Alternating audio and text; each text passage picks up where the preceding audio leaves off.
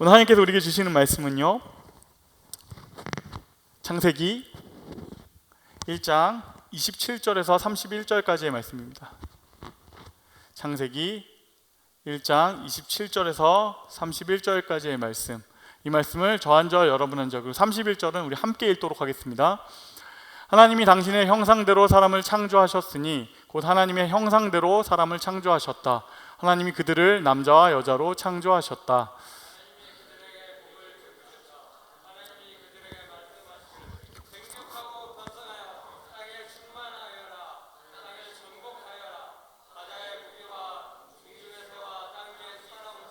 모든 생물을 다스려라 하셨다.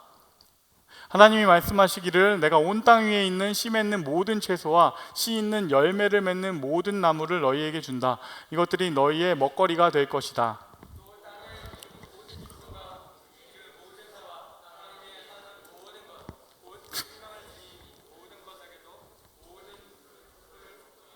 하시니 그대로 되었다. 우리 함께 읽겠습니다.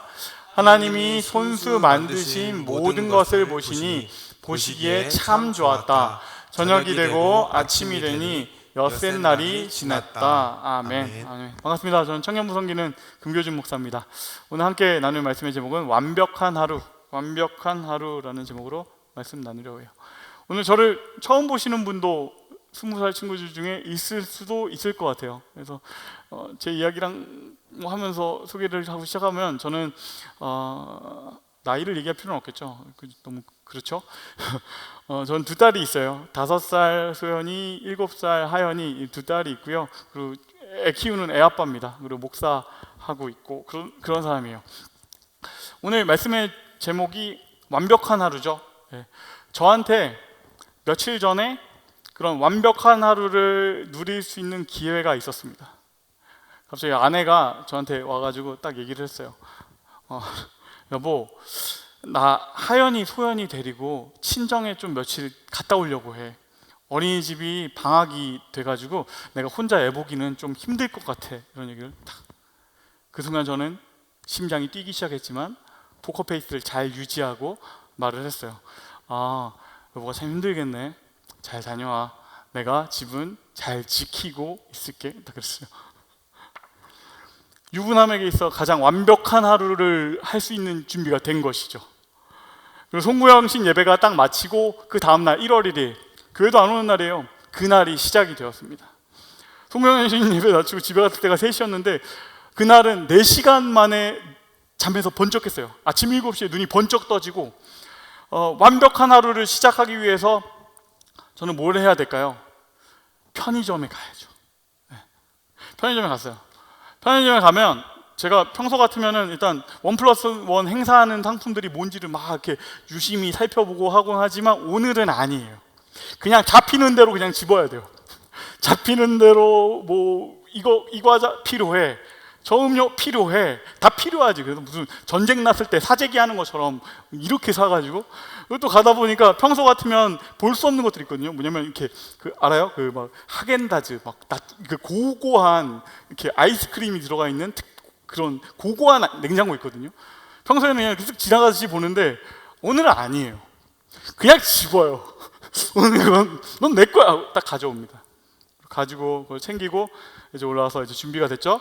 그럼 올라와가지고는 소파에 가서 왕처럼 앉아요. 네. 왕처럼 소파에 걸터 앉아서 BGM을 깔아야죠. 뽀로로 노래가 아닌 로우파이 재즈 플레이리스트를 탁 틉니다. 그래서 거실에는 부드러운 재즈가 흐르기 시작하고 그리고 나는 내가 평소에 읽고 싶었던 책을 딱 이렇게 한 권 들고 신학하고도 상관없는 여유 있는 그런 책 있잖아요. 그거 하나 들고 탁 소파에 앉고 오후에 봐야 될 넷플릭스의 목록도 정해져 있어요. 오후도 딱 준비되어 있고 그리고 이제 그 완벽한 하루를 딱 시작하게 됐어요. 여러분, 그리고 그 다음에 어떻게 됐을까요? 저녁이 되고 아침이 되니 이는 다음 날이더라. 잤어요. 9시간을 잤어요. 진짜 너무 그 억울함, 그 분노, 어쨌든 망했어요. 네. 저는 완전히 실패해버렸지만 우리 모두 그런 거 원합니다. 완벽한 하루, 그리고 또 나아가서는 완벽한 1년, 제대로 된 계획대로 흘러가는 뭔가 대단한 날을 원하죠. 특히 2026년도 지금 1월 아닙니까? 지금 이걸 시작하는 시점에 올 한 해 완벽한 한 해가 됐으면 좋겠다라는 마음 우리 모두에게 있고, 그렇다면 그 다음에 따라오는 질문이 이겁니다. 어떻게 그 완벽한 하루를 시작할 수 있을까? 어떻게 하면 최고의 시작을 할 수 있을까라는 질문이 되죠. 오늘 본문이 거기에 대한 답이 될 겁니다. 하나님이 모든 것을 시작하시는 순간의 얘기고요, 그리고 하나님이 완벽하게 지내는 완벽한 하루가 담겨 있습니다. 그래서 오늘은 하나님의 그 완벽한 하루로 함께 가보시죠. 창세기 1장 27절과 31절 말씀입니다. 함께 읽겠습니다. 하나님이 당신의 형상대로 사람을 창조하셨으니 곧 하나님의 형상대로 사람을 창조하셨다. 하나님이 그들을 남자와 여자로 창조하셨다. 하나님이 그들에게 복을 베푸셨다. 하나님이 그들에게 말씀하시기를 생육하고 번성하여 땅에 충만하여라. 땅을 정복하여라. 제가 잘못 올려드린 것 같아요. 31절로 번역 바로 가면 돼요. 하나님이 손수 만드신 모든 것을 보시니 보시기에 참 좋았다. 저녁이 되고 아침이 되니 엿새 날이 지났다. 이건 뭐냐면 하나님이 사람을 창조하시던 날의 이야기입니다. 여섯째 날 하나님이 이 창조를 딱 마치시던, 완벽하게 창조를 마치시던 날에 대한 얘기입니다. 근데 여기서 우리가 좀 주목할 만한 점은요, 인간을 창조하신 그 날이 왜 여섯 번째 날일까? 마지막 날일까? 라는 것을 주목할 필요가 있어요. 왜 여섯 번째 날일까? 왜 인간을 마지막에 창조하셨을까?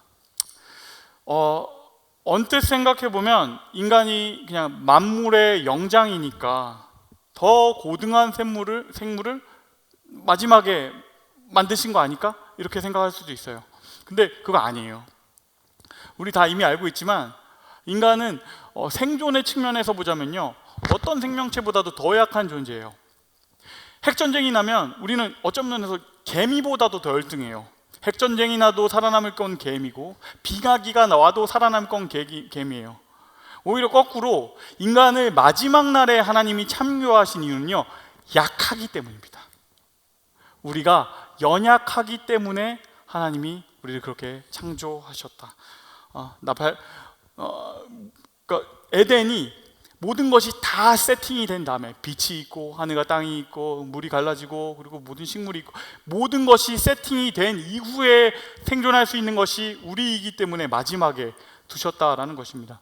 우리가 동물로 본다면 우리는 그렇습니다. 날카로운 이빨도 없고요, 굉장히 힘 있는 근육도 없고요, 그리고 그 피부 자체도 막 대단히 어떻게 더위로부터 우리를 잘 보호할 수도 없고, 추위만 좀 와도 너무 추운데, 너무 더운데, 에어컨 틀어야겠는데 막 이렇게 되는 게 우리 아닙니까? 그래서 에코처치가 하기 힘든 것이잖아요. 우리는 약한 존재로 하나님이 창조하셨다. 우리가 가끔씩 근데 막 자책할 때가 있죠. 나는 왜 이렇게 약하지? 나는 왜 이렇게 부족하지? 나는 왜 이렇게 연약한 거지? 여러분, 그럴 필요 없어요. 원래 약했어요. 원래 그냥 그렇게 애초에 약했어요. 우리 인간이라는 종의 제일 특이한 것 중에 하나는 멘탈마저도 동물보다 더 약할 때가 있다.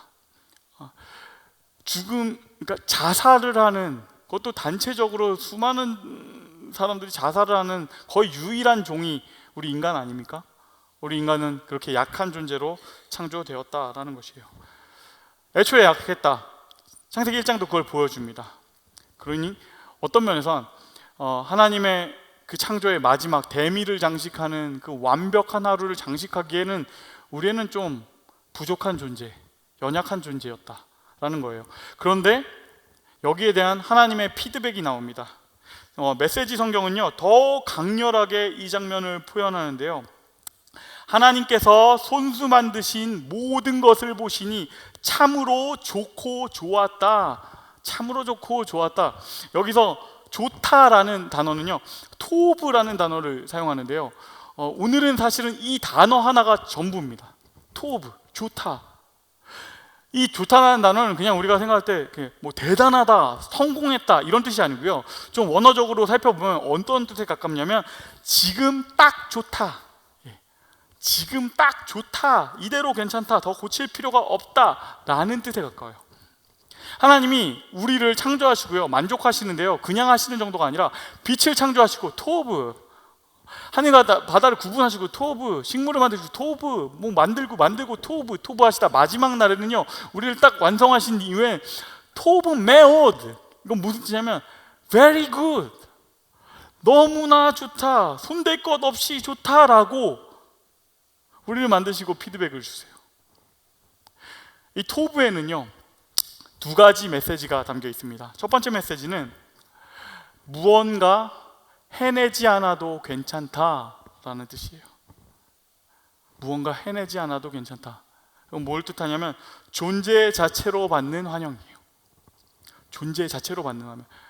우리가 여기 주목해야 될 거는 이 피드백의 시점에 주목해야 됩니다. 아담이 아무것도 한 게 없을 때 이렇게 말씀하셨어요. 그가 아직 창조돼서 아무 일도 한 게 없어요. 그가 그의 순종을 증명하지도 않았고요, 아니 그냥 나아가서 그냥 실패할 기회조차 없었어요. 아무것도 하지 않고 그냥 존재하는데 하나님께서 말씀하시는 거죠. 너는 토부다. 그러니까 이 토부는요, 존재 자체로 받게 되는 환영입니다. 하나님이 인간에게 이렇게 시작하세요.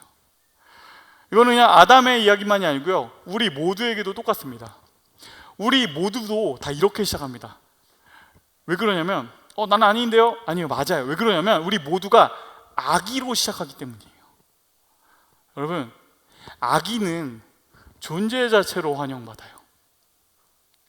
아기는 뭘 대단한 일을 해내서 사랑받지 않아요. 그냥 사랑스러워요. 그냥 귀여워요. 제 여기 딸 키워보거나 아들 키워본 분들 아시겠지만요, 얘가 막 꼬물꼬물 처음으로 일어나는 날, 와, 애기가 일어났다, 너무 좋다, 넌 너무 귀엽다, 넌 토부다 딱 얘기하고, 얘가 그러다 그래 꼬동 또 넘어지고, 넘어졌어, 너무 귀여워, 넌 최고야. 뭘 해도 사랑받는 존재, 뭘 해도 좋다라고 듣는 존재, 그렇게 우리는 아기라는 존재로 태어나는 것이죠. 그리고 또 놀라운 거는요, 이 아기로 사는 시점이 다른 동물하고는 달라요. 여러분, 송아지는요 태어나고 1분 뒤에 걷기 시작하는 거 아세요? 근데 인간은요, 어떤 동물보다도 이 무력하고 나약하고 아무것도 안 되는 시기가 깁니다. 거의 10년 이상. 하나님께서 우리 이렇게 만드셨다라는 것은 그 시간, 그 긴 세월 동안 우리는 사랑받는 존재, 도움받는 존재, 그냥 아무 이유 없이 환영받는 존재, 너희에게는 그 시간이 이렇게 필요하다. 인간은 그렇게 시작돼야 된다라고 규정하신 것이에요. 그런데 세상은 그렇게 안 해줍니다. 우리 다 아시죠? 쓸모가 있어야 되고 기능이 있어야 사랑해 줍니다. 그냥 뭐 사랑할 조건이 있어야지 사랑하지, 아무것도 없는데 사랑하는 이런 건 없죠. 차라리 그것보다는 뭘 더 해라, 뭘 해내라라는 말을 많이 듣게 되지, 지금 딱 좋다, 뭘 더하지 않아도 지금 너는 괜찮다라고 말해주는 것은 없어요. 그런데 성경이 이렇게 시작합니다. 너는 토부다. 그냥 토부가 아니라 토부 메오드다. 넌 베리 굿이다. 너는 이미 사랑스럽다. 뭘 해내서 좋아하는 게 아니라 너는 나의 작품이며, 너는 나의 자녀며, 너는 그 존재 자체로 나에게 너무나 중요한, 너는 지금 이미 완벽하다. 사람은 시작부터 존재 자체로 이렇게 환영받아야 되고, 그것이 인간의 시작이어야 된다. 이것이 성경이 시작부터 말하고 있는 복음입니다. 창세기는 그 얘기를 하고 있어요. 여러분, 하나님이 여러분에게 이렇게 말해주신다는 거 한번 상상해 보셨으면 좋겠습니다. 누구누구야, 나는 네가 토부다. 난 너를 만들고 너무 좋았다. 내향적인 너는 내향적이어서 너무 좋고, 외향적인 너는 외향적이어서 너무 좋다. 빠른 너는 열정적이어서 좋고, 느린 너는 신중해서 좋다. 너는 그냥 나에게 토부다. 나에게 완벽하다. 아멘이십니까? 창세기 1장 가운데 우리에게 토부라고 말하시는 하나님을 발견하시는 저와 여러분이 되시기를 주님의 이름으로 축복합니다. 두 번째, 이 토부하는 두 번째 메시지가 있습니다. 너는 토부다라는 말은요, 너에게는 너만의 자리가 있다라는 뜻입니다. 너에게는 너만의 자리가, 너만의 역할이 있다. 이건 무슨 얘기냐면요, 27절 요거 오늘 본문 사이에 보면 하나님이 아담에게 그의 역할을 주시는데요, 하나님이 그들에게 복을 베푸셨다. 하나님이 그들에게 말씀하시기를 생육하여 번성하여 땅에 충만하라, 땅을 정복하라, 모든 생물을 다스려라 하셨다. 하나님께서 아담에게 그의 역할을 주시는 것이죠. 그리고 나서 하나님 말씀하시는 것은 토부다. 너는 딱 좋다. 나는 너를 신뢰한다. 나는 너에게는 너만의 자리가 있다 라고 얘기하시는 것이죠. 너는 이 역할을 맡기에 충분하다. 내가 너를 그렇게 창조했다. 근데 세상은요 이렇게 나이브하지 않습니다. 그냥 자리를 왜 줘요? 경쟁해야죠. 어떻게 그냥 자리가 생길 수가 있어요? 애써야지. 이거를 너무너무 잘 보여주는 한 사람이 있는데요, 잭 웰치라는 분이 계세요. 저분이에요. 잭 웰치라는 분이 있는데, 이분은 미국에 아시는 분도 계실 거예요. 제너럴 일렉트릭이라는 회사, GE의 CEO였어요. 너무너무 유명한 사람이고, 이 사람에게는요 확고한 경영에 대한 철학이 있었습니다. 그건 뭐냐면 무한 경쟁이에요. 무한 경쟁. 그게 가장 효율적이다. 그러니까 이런 식으로 하는 겁니다. 예를 들어 한 가지 프로젝트를 딱 시작합니다. 프로젝트를 시작하면 그 팀원들을 모으죠. 그리고 그 프로젝트를 딱 진행하고 끝내고 나면요, 1등부터 100등까지를 이제 평가를 한 다음에 마지막 이제 하위 10%를 해고합니다. 그리고 다음 프로젝트가 시작되면 그만큼을 또 채운 다음에 또 10%를 해고해요. 그렇게 하다 보면 어떻게 되겠어요? 최고로 일 잘하는 사람들만 남지 않겠어? 라는 것이죠. 그래서 그걸 반복하면 최고의 사람들이 남지 않겠어? 그리고 나중에 가면 어벤져스, 우리 공동체 안에는 진짜 잘나고 괜찮은 사람들만 남게 되겠는데 일잘들만 있겠는데 라는 것이죠. 그것이 그의 방법이고 그런 시스템입니다. 그리고 그 시스템 가지고요, 이 제너럴 일렉트릭사가 엄청난 성과를 냈습니다. 한 2천여 개의 인수합병을 통해 가지고 덩치를 키웠고요, 시가총액이 140억 달러에서 3,700억 달러로 올라갔어요. 어마어마한 성과죠. 이 성과를 그가 내다 보니까요, 여기에 감명받은 많은 기업들이 그걸 따라가기 시작했어요. 그래서 90년대 후반부터 2000년대 초반 정도까지 그 시간 동안에 그의 이 경영 방식이 일종의 약간 스탠다드처럼 자리 잡은 것들이 있어요.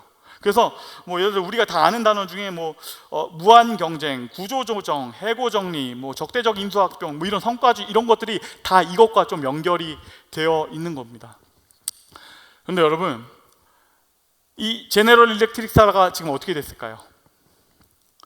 이미 아시는 분도 있겠지만 망했어요. 완전히 망했어요. 단기적으로는 엄청난 성과를 냈던 게 맞아요.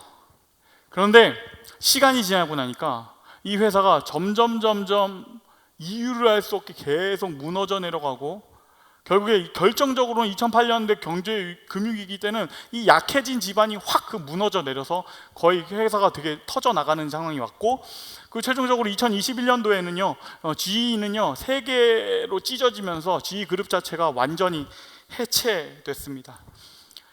이게 왜 그렇게 됐냐면, 단기적으로는 어떤 성과를 냈지만 이게 길게 보니까 인간이 할 수 없는 시스템인 거예요. 단기적으로 막 어떤 엄청난 성과를 내야 되니까 무리하게 되고, 단기적으로 성과를 내야 되니까 장기적으로 바라봐야 될 거에 투자할 수 없어요. 예를 들면 당장에 성과가 나오지 않는 것들, R&D, 기술 개발 이런 쪽에 투자가 되지 않는 것이죠. 금융 쪽으로 돈이 가게 돼 있고, 빨리빨리 결과를 내고 내가 하위 10%가 되지 말아야 되니까. 그러다 보니까 오히려 근본적인 경쟁력이 생기지 않게 된 것이죠. 그래서 망했어요. 이거는 경영의 측면이고요. 사람의 측면에서 이 회사를 생각해 보면 더 명백합니다. 잭 웰치의 경영 방식은 사람한테 안전하다는 느낌을 주지 못했어요. 사람은 이 회사가 날 기다려주는구나, 이 공동체가 나를 인정해 주는구나, 이게 있어야 살 수가 있어요. 이 회사가 내가 어떤 결과를 내든 간에 나에게 실패할 수 있는 기회를 주는구나, 이 회사가 나를 인정하고 사랑해 주는구나, 이게 나에게 마치 가족과도 같구나, 이런 것들을 느끼기 시작할 때 사람들은요, 이 공동체에 대한 소속감이 생기기 시작하고요, 그리고 여기서 내가 안전하다고 느껴야 이 공동체가, 이 회사 안에서, 이 회사 지금 당장은 결과가 안 나와도 10년 뒤에 필요할 것들, 길게 필요한 것들, 거기에 일을 할 수 있게 돼요. 그리고 혼자 일하는 것이 아니라 같이 협력할 수 있게 됩니다. 제가 왜 이런 얘기를 드린지 아시겠죠? 하나님의 방식이 이래요. 잭 웰치와는 전혀 다른 것이에요. 하나님이 그 모든 피조물을 창조하신 다음에 줄 세워놓고 경쟁시키지 않았다고요. 하나님이 창조물을 다 완성시킨 다음에 와우, 사자 완전 멋진데? 내가 말했지만 이거 굿 1등.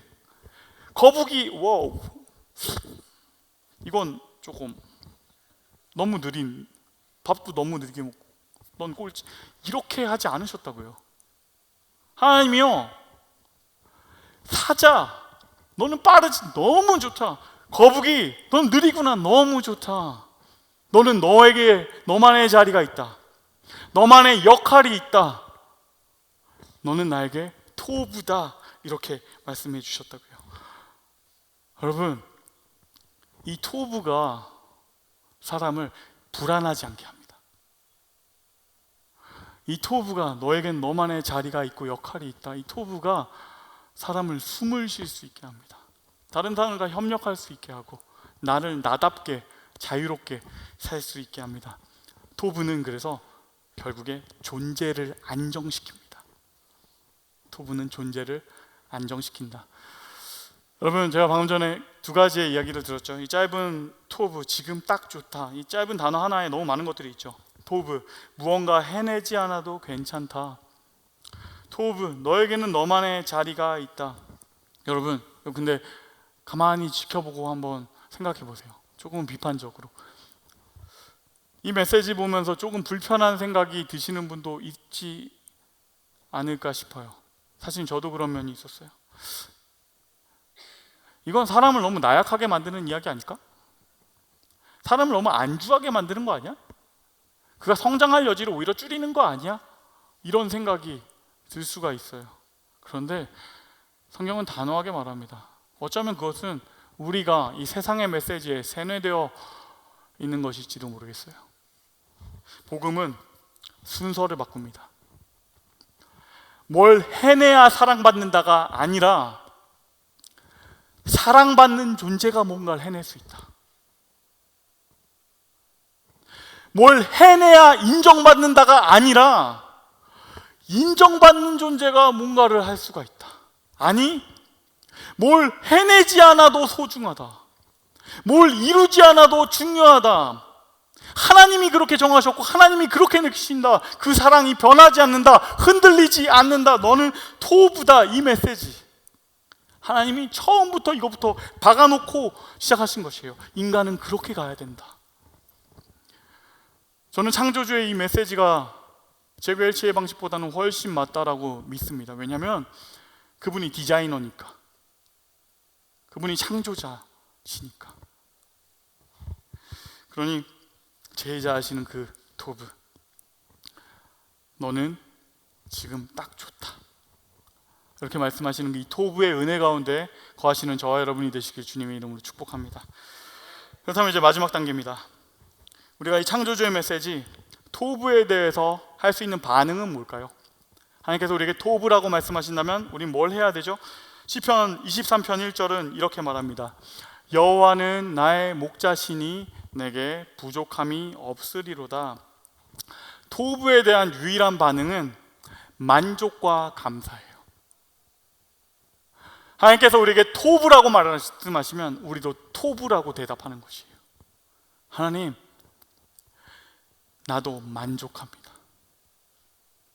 나도 너무나 좋습니다. 여기서 중요한 것은 대상입니다. 여호와는 나의 목자시니 내게 부족함이 없으리로다. 이 23편의 만족의 대상은요, 주님이에요. 상황이나 조건이 아니라고요. 주님을 만족한다. 이게 무슨 의미냐면, 이건 좀 더 설명해야 돼요. 보통 사람들은요, 상황하고 조건에 대해서 만족하고 감사합니다. 예를 들자면, 여러분, 내가 새 차를 샀어요. 난 뚜벅이었는데 모닝을 사고 말았어요. 내 차 이름으로 내가 등록을 해버리고 말았어요. 나에게 차가 생겨. 너무 좋죠. 너무 기쁘죠. 그래가지고 내가 맨날 지하철 타고 버스 타고 19번을 갈아타면서 거기까지 다녔었는데, 내 용인까지 다녔는데, 막 이런 친구가 다 거기서 내 차에 앉아서 난 시동을 걸어볼까? 최고로 좋아요. 막 차에 막 왁스칠 막 하고 내 동생 차가 그랬거든요. 딱 까만색 모닝을 샀는데 그렇게 반짝거릴 수 있는지 처음 알았어요. 근데 여러분, 만약에 내가 그 모닝을 샀는데 나의 친구가 벤츠를 산 거를 알게 됐어요. 그걸 들어보니까 나는 개고생을 해가지고 돈 모아가지고 샀는데, 중고차를 샀는데 얘는 그냥 엄마 카드로 긁었대. 그리고 해서 그 친구가 탄 차를 가봤어요. 가서 봤는데 딱 그 차를 보는 순간 깨달았어요. 와우! 이 차 트렁크에 내 차가 들어갈 수도 있겠는데? 여러분, 그걸 알게 된 순간에도 처음처럼 만족하실 수 있겠어요? 아니면 또 다른 걸 예를 들어보죠. 내가 회사에 너무 들어가고 싶었던 회사가 있어. 취직해야지 했던 그 회사에 내가 딱 합격하게 됐어. 나는 신입사원이 되었구나. 예스! 그런데 호당에서 내 친구가 그 벤츠 타던 놈이 나의 연봉 2배로 회사에 취직했다는 것을 알게 되었어요. 그때도 괜찮을 수 있어요? 아니면 그게 아니라도 내가 취직하게 된 그 회사의 원수 같은 상사가 날 기다리고 있었던 걸 알게 됐다. 그때도 만족할 수 있는가? 혹은 내가 여자친구가 생겼습니다. 감사해요. 하나님, 내가 결혼하게 되었습니다. 감사합니다. 여러분 기억하셔야 돼요. 그 여자친구와 그 아내에게는 여러분이 상상하지 못한 싸움이 기다리고 있어요. 똑같이 만족하실 수 있겠어요? 이런 식으로는 안 된다는 거예요. 제가 무슨 얘기 하시는지 알겠죠? 상황이 좋으니까 토부다, 행운이 찾아왔으니까 토부다, 이런 방식으로 안 된다고요. 시편 23편은요 우리의 2026년을 미리 보여주는 것 같아요. 1, 2절은 말씀 너무 좋습니다. 여호와는 나의 목자시니 내게 부족함이 없습니다. 그가 나를 푸른 풀밭에 누이시며 굿! 토부예요. 쉴만한 물가로 인도하신, 쉴만한 물가, 예스! 여기까지 누구라도 만족할 수 있죠. 좋은 상황들이 펼쳐지니까요. 차를 처음 샀을 때, 취직했을 때, 연애를 시작했을 때 같아요. 너무 좋아요. 그런데 4절이 이어집니다. 4절, 5절. 내가 사망의 음침한 골짜기로 다닐지라도, 사망의 음침한 골짜기가 있어요.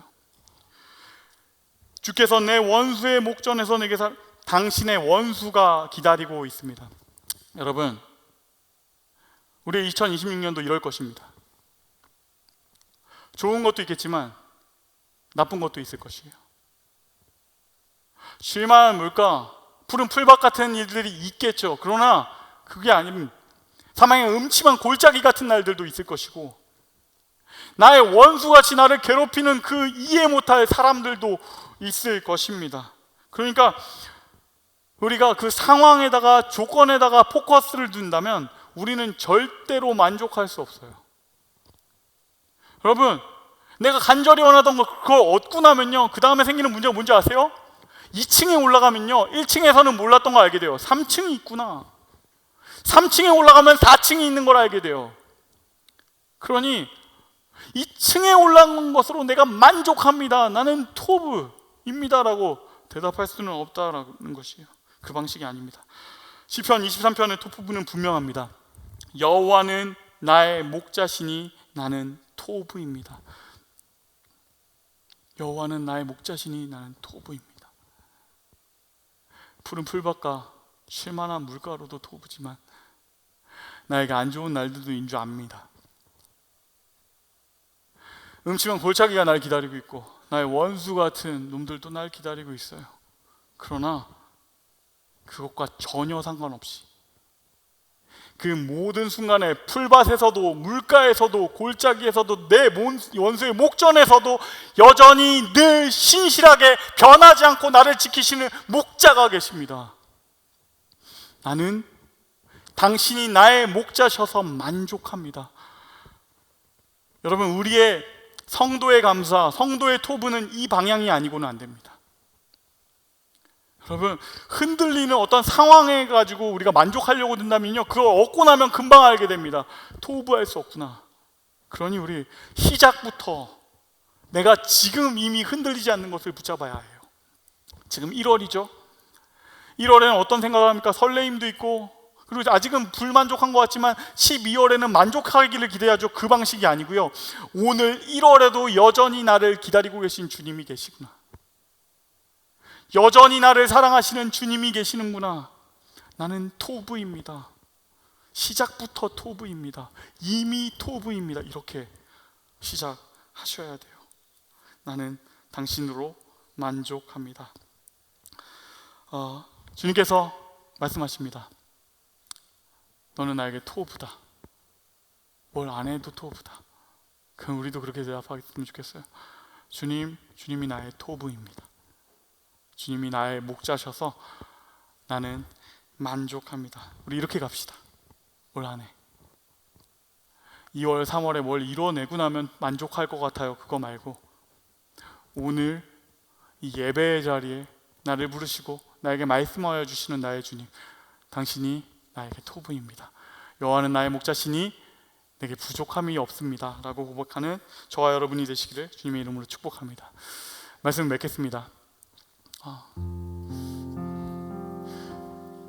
설교 짧지 않았군요. 죄송해요. 네. 그 고등부에 두려운 소문들이 펼쳐져 있다는 거 들었어요. 제가 50분 동안 설교를 한다라는 두려운 소문들이. 그렇게는 안 할게요. 제가 크게 오늘 처음 만나는 날이잖아요. 어떤 면에서 2026년도에 첫 설교인데 오늘 설교 준비하다가 완전히 한번 갈아엎었어요. 왜냐하면 이 설교를 준비하는데 이게 아닌 다른 본문으로 시작하고 있었는데 마음이 너무 어려운 거예요. 이유를 잘 모르겠어요. 2026년도를 시작하는 시간에 막 설레임도 있어야겠지만 마음이 뭔가 어렵고 힘든 거예요. 그래서 새벽에 앉아가지고 기도를 하는데 주님께서 저에게 말씀하시는 것 같았어요. 규준아, 그 목사 왜 만족하지 못하고 있어? 그 목사 왜 지금 만족하지 못하고 있어? 너는 왜 이렇게 힘이 들어? 너는 왜 네가 질 수도 없는 짐을 그렇게 지고 있어? 규준아, 내가 너의 목자야. 토부일 순 없겠어? 주님이 그 마음을 나에게 딱 주시는데 내가 확 깨달아졌어요.